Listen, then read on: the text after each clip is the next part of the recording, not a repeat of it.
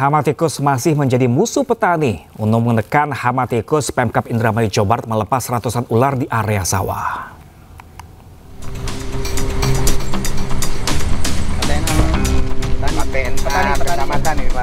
Usai melaksanakan upacara peringatan HUT RI ke-80, Bupati Indramayu Luki Hakim mendatangi area persawahan di Kabupaten Indramayu, Jawa Barat. Luki Hakim bersama para petani melepas ratusan ular ke sawah untuk memerangi hama tikus yang masih menjadi musuh utama bagi petani. Ular yang dilepas merupakan jenis khusus pemangsa tikus dan dipastikan tidak berbahaya bagi manusia.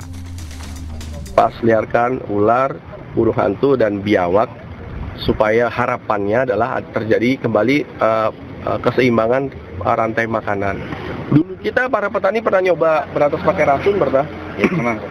Pakai racun pernah, pakai perangkap pernah, bahkan pakai listrik.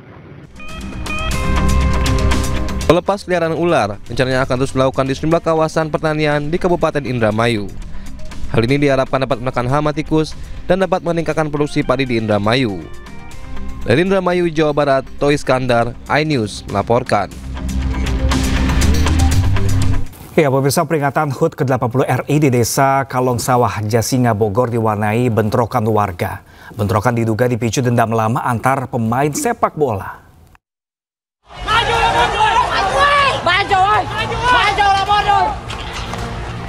Bentrok antar warga Kampung Barung Sapi dengan Kampung Petei, Desa Kalong Sawah, Kecamatan Jasinga, Kabupaten Bogor, Jawa Barat terjadi. Dalam kejadian tersebut, 1 orang tewas. Peristiwa bermula setelah pertandingan final sepak bola antar desa di lapangan Desa Kalong Sawah. Di tengah permainan, warga salah satu kelompok dari Kampung Petei menyerang warga Kampung Barung Sapi, sehingga bentrok antar warga terjadi. Peristiwa bentrokan terus berlanjut pasca pertandingan usai pada saat supporter Barung Sapi melintas di Kampung Petei. Rombongan supporter dilempari batu sehingga bentrokan kembali terjadi. Tapi tidak ada penyelesaian seperti apa. Buat pemerintah desanya maupun dari aparat mananya, kita tidak menyalahkan aparatnya. Cuman penyelesaian ini tidak ada titik temu. Puasan ke semuanya warga, karena ini kan kita antar kampung lah. Bagaimana mestinya bisa menjaga kondisipan ini. Kemudian ini bisa diselesaikan dengan baik. Juga ada harapan kita bersama. Ini karena ada kemarin bertanya kepada pihak Kalong Batu juga, dengar-dengar ini panitia. Ini awalnya penyelenggara Pordeskap Desa Kalong Sawah. Jenazah korban langsung dimakamkan di pemakaman Garisul yang tak jauh dari rumah korban. Sejumlah kerabat dan saudara korban turut hadir dalam pemakaman tersebut. Hingga saat ini petugas kepolisian belum memberikan keterangan secara resmi atas kejadian bentrokan antar warga tersebut. Sementara itu, pemirsa, penertiban bangunan liar di Padang, Sumatera Barat mendapatkan perlawanan. Pemilik bangunan yang menolak digusur mengusir petugas Satpol PP, bahkan hingga menggigit jari tangan petugas.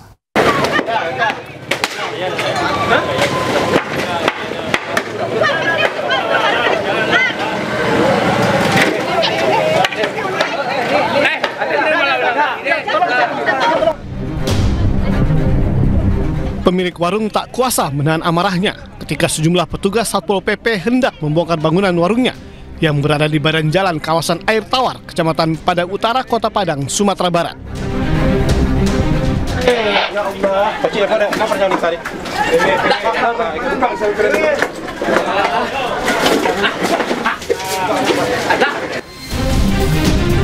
Berusaha mempertahankan warungnya, wanita pemilik warung ini terus mengamuk hingga menyerang petugas Satpol PP yang akan memindahkan barang-barang di dalam warung. Pemilik warung akhirnya menyerah dan hanya bisa pasrah menyaksikan tempat jualannya dibongkar petugas. Namun, satu petugas Satpol PP wanita terluka di jari tangannya dan lantaran digigit pemilik warung yang mengamuk.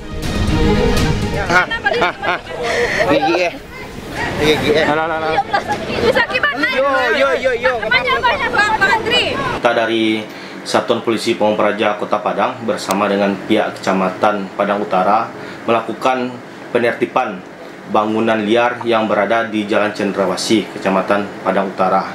Untuk lokasi tersebut mendirikan bangunan di fasilitas umum dan fasilitas sosial. Sebelumnya, Satpol PP telah melayangkan surat peringatan dan memberi tenggat waktu agar pemilik warung membongkar sendiri bangunannya. Namun, imbauan itu dihiraukan hingga berujung pada penggusuran paksa. Dari Padang, Sumatera Barat, Budi Sunandar, iNews melaporkan.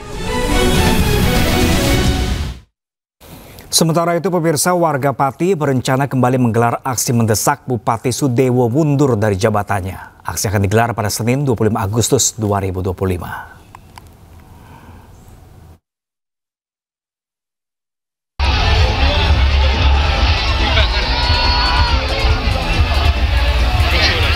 Aliansi Masyarakat Pati akan kembali menggelar aksi pada Senin 25 Agustus 2025. Aksi ini merupakan lanjutan dari aksi sebelumnya yang menuntut Bupati Pati Sudewo mundur dari jabatannya. Namun demikian, koordinator aksi meminta agar demo dilaksanakan tertib. Unjuk rasa warga Pati dipicu kebijakan kontroversi Bupati Sudewo yang menaikkan pajak bumi dan bangunan pedesaan dan perkotaan hingga 250%. Kebijakan langsung tuai penolakan warga. Puncaknya terjadi pada 13 Agustus lalu. Lebih dari 50.000 warga datang ke Pendopo Bupati mendesak agar Sudewo mundur dari jabatannya. DPR pun kemudian membentuk pansus angket untuk memakzulkan Bupati Sudewo. Pansus Hak Angket akan bekerja maksimal dalam melakukan penggalian informasi dan klarifikasi terhadap 12 kebijakan Bupati Pati yang menuai polemik.